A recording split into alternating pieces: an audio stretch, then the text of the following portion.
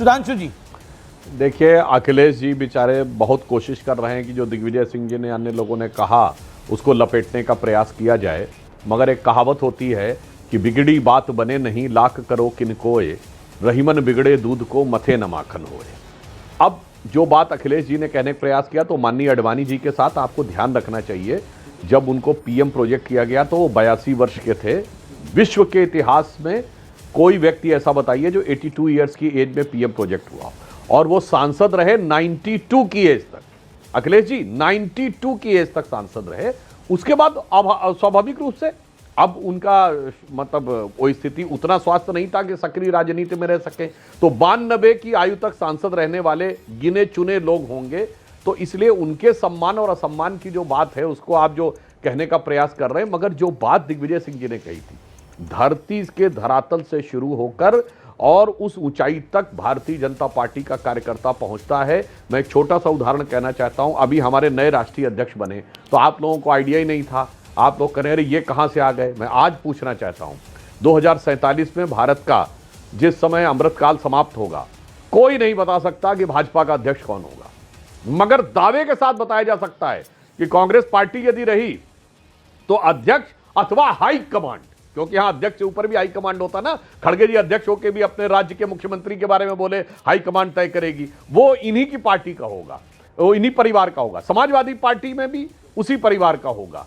तो ये एक फंडामेंटल डिफरेंस है। और वैसे मैं अमीश जी ऑन द लाइटर नोट एक और बात कह दूं, कांग्रेस के नेताओं का हम बहुत सम्मान करते हैं और उनकी जो इच्छाएं थी उनको भारतीय जनता पार्टी पूरा करने के लिए एड़ी चोटी का जोर लगा देती है। नेहरू और गांधी इनके दो सबसे बड़े नेता माने जाते हैं। नेहरू जी ने यह कहा था युवा अटल बिहारी वाजपेयी जी के लिए कि एक दिन ये युवा देश का प्रधानमंत्री बनेगा। भारतीय जनता पार्टी ने उनको प्रधानमंत्री बनाया और वो अभूतपूर्व प्रधानमंत्री रहे। उन्हीं के नेतृत्व में भारत 21वीं सदी में प्रवेश किया। गांधी जी की इच्छा यह थी कि स्वतंत्रता के बाद कांग्रेस को समाप्त कर देना चाहिए ताकि राजनीति को एक नए सिरे से शुरू किया जाए।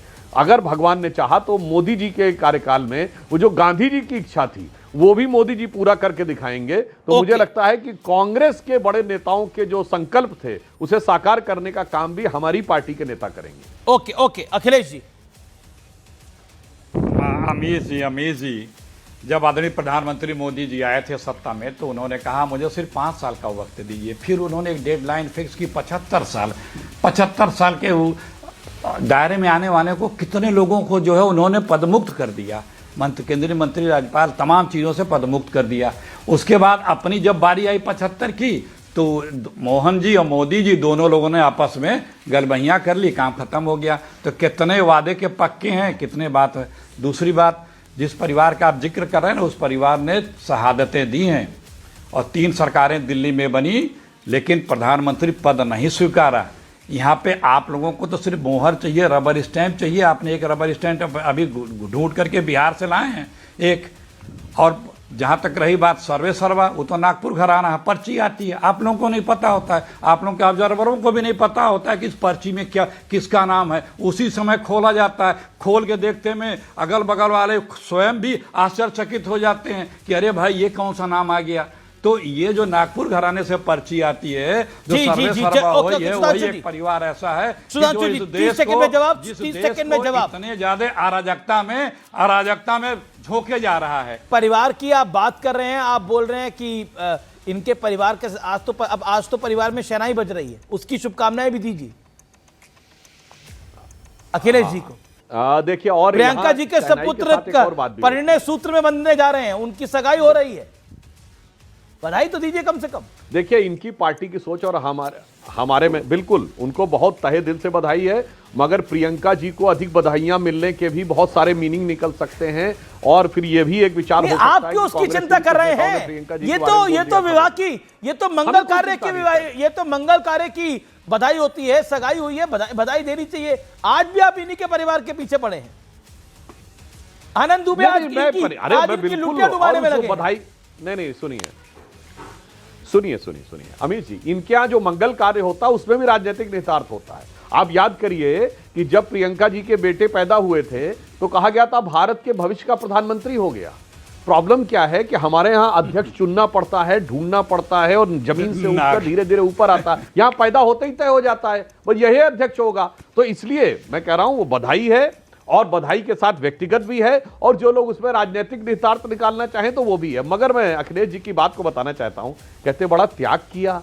भाई साहब, आप कहते हैं सोनिया जी ने त्याग किया, ऐसा अद्भुत त्याग आपने नहीं देखा होगा विश्व में कि प्रधानमंत्री के पद का तो तथाकथित रूप से त्याग कर दिया, मगर दर्जा कैबिनेट मंत्री ले लिया।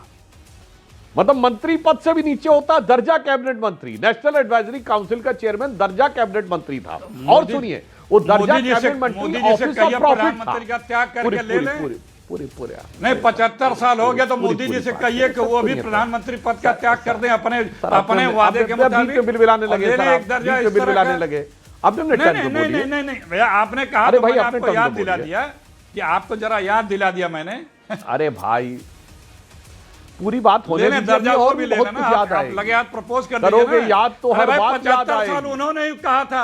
अब 75 साल का आप कट लाइन परेशान हो रहे हैं, उन्होंने ही पूरी बात रखा था ना, होने दीजिए। 75 साल का। अच्छा, नहीं, मैं आपको याद दिला रहा हूँ, 75 वो भी जवाब दे रहा हूं साल भाई, का आप टेप उन्होंने रिकॉर्डर रखा तक क्यों था। बताने? एक उसी ही पे का रखा था। अनकंफर्टेबल तो फैक्ट आया और अपना अभी रख पे लेना। डिस्टर्ब करने लगे। लेकिन मैं फिर कहता हूं मुद्दे एक सेकंड, ऑल सीज़फायर, मैं मुद्दे पे आता हूं।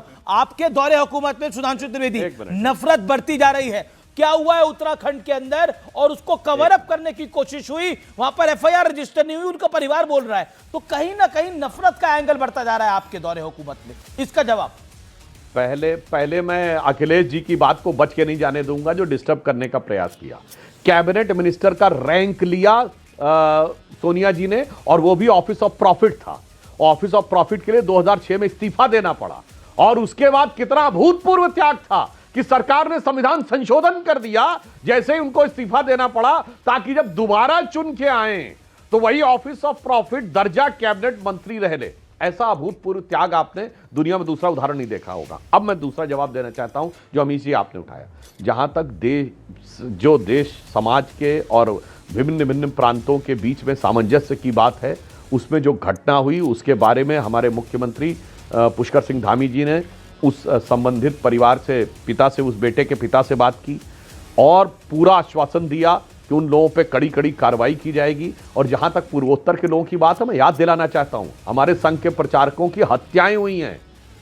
National liberation front of Tripura ने हमारे एक क्षेत्रीय प्रचारक की हत्या की थी, और 2004 के आसपास की बात है, 2000।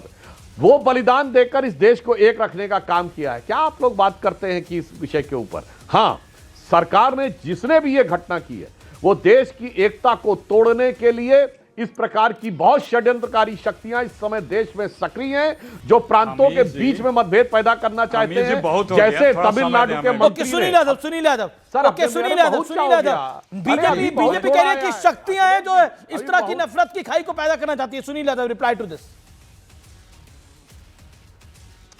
देखिए अमीश भाई, ये तो एक बात सच है कि इस देश में नफरत का माहौल है, और वो नफरत का माहौल आरएसएस का और बीजेपी का एजेंडा है, उसी पे इनको काम करना है। पूरे देश में सरकार बना लेंगे तो वहाँ काम करेंगे, जिन राज्यों में बना लेंगे वहाँ काम करेंगे। नफरत, बंटवारा, आरक्षण के खिलाफ, भ्रष्टाचारियों को राष्ट्रवादी बताना, बलात्कारियों को राष्ट्रवादी बताना, जो बीजेपी में शामिल हो जाए उसको राष्ट्रवादी बताना, जो बीजेपी आरएसएस से सवाल खड़ा करे, इनके विचारों पर, इनके सिद्धांतों पर, इनके कार्यक्रमों पर, वो देशद्रोही। ऐसे नहीं चलेगा। ये देश धर्मनिरपेक्ष है, और मुझे लगता है आपसे लेकर के जितने लोग टीवी डिबेट में बैठे हैं, धर्मनिरपेक्ष कैसे हो सकता है? देश ये पंथ निरपेक्ष देश है, पंथ निरपेक्ष देश है, पंथ निरपेक्ष देश है, पंथ निरपेक्ष देश है, पंथ निरपेक्ष। ये तो राम और कृष्ण का देश है, ये समाजवादी देश कैसे होगा? इसके तो सदर में लगा है धर्म चक्र। अरे धर्मनिरपेक्ष कैसे होगा? पंथ निरपेक्ष। अच्छा चलिए, ठीक है, पंथ निरपेक्ष और समाजवादी देश है। ये कुटिल प्रयास हुआ है कि धर्मनिरपेक्ष बोलिए, ये पंथ निरपेक्ष मुल्क है। अच्छा चलिए, हम आपकी बात मान लिए। अच्छा ये बताइए, आप समाजवादी हैं, अपने को मानते हैं कि नहीं मानते?